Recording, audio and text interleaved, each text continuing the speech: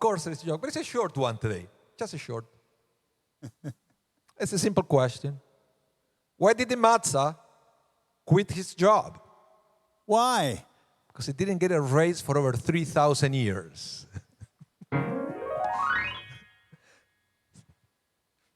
Yeah. I guess there are people that they do enjoy matzah, right? Yeah. They're called masochists. So, I want to talk to you today about, what did you say? That's the name of the sermon. What did you say? And the inspiration for this Dvar Torah actually came from one congregant. I won't say her name unless she wants to say something in the chat, because as soon as I mention what it is, you probably know what I'm talking about. Because I received an email after the Sedarim from a congregant. She would say that she liked what I said about the 4 sons. She said, I never heard that explanation before. Do you have it written? To be honest, I have no clue what she was talking about. I could not remember whatsoever what I'd said about the 4 sons, because it just came out of my mind. Sometimes I have this burst of inspiration. I say it out loud, and then I don't remember what I say. So I went back to the recording, because, by the way, if you miss the Seder that we have here, it's there. It's on YouTube, it's on Facebook. So you can go and replay it. So I have to go there. I say, oh, I understand now what it is. Okay. And when I was talking about the 4 sons, what I say is that the difference between the wise and the wicked is not so big. Because basically the 2 of them ask the same thing. I don't know if you remember. Let's refresh a little bit what's going on here. The wise son asks, what are those testimonials, statutes, and laws that they were commanded to you? And then the Haggadah said to him, because he's so interested in everything, you should explain everything with all the details. And then the wicked said, what is this service of Pesach to you? And they said, to you.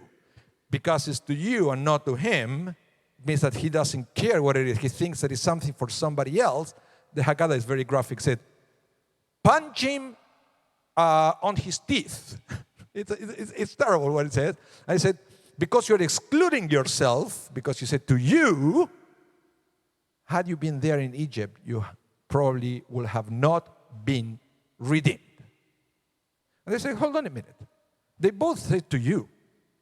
The wise man said, what does it mean to you?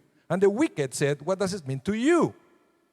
So why to ones you have to be nice, and to the other one you have to punch him and to say all these terrible things? That's what I said during the Seder.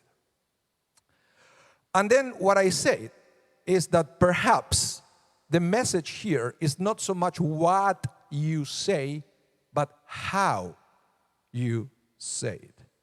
Because it's true, we are reading it from the Haggadah, so we have to kind of imagine the voices of the wise and the wicked. I guess if you could hear it from somebody else representing the wise and the wicked, it would be very clear that they are both saying it with very different body language and tone of voice. The wise would say something like, what this is to you? I really want to know, right? And then the wicked said, yeah, what all this thing is to you? And then even though they might say the same thing, they are meaning something totally different. And I realize that this is a great principle in life, that sometimes it's not about what you have to say, but how you say it. And the way you say it could be the difference between failure and success. Because yes, the message is only one part of the equation, but it's also the tone of voice, body language, and so many other things. We have a similar situation in the Torah when we learn about Moses. Remember the famous episode with Moses hit the rock, and then God got so angry and said, because you hit the rock, now you're not going to enter to the promised land. Why? And said, there are other episodes in the Torah, other times when Moses actually hit a rock and he got water from the rock. What is now so different that because he hit the rock, he will be punished? And the rabbis explained that, yeah, it might be the same action, but the way Moses did it was different. When he was punished, he first had very harsh things to say about the Israelites.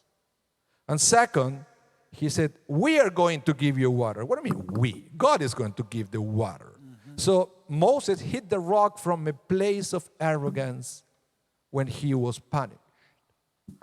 And the same thing happened every single time that the Israelites complained for water, as Rabbi Anibal was saying before.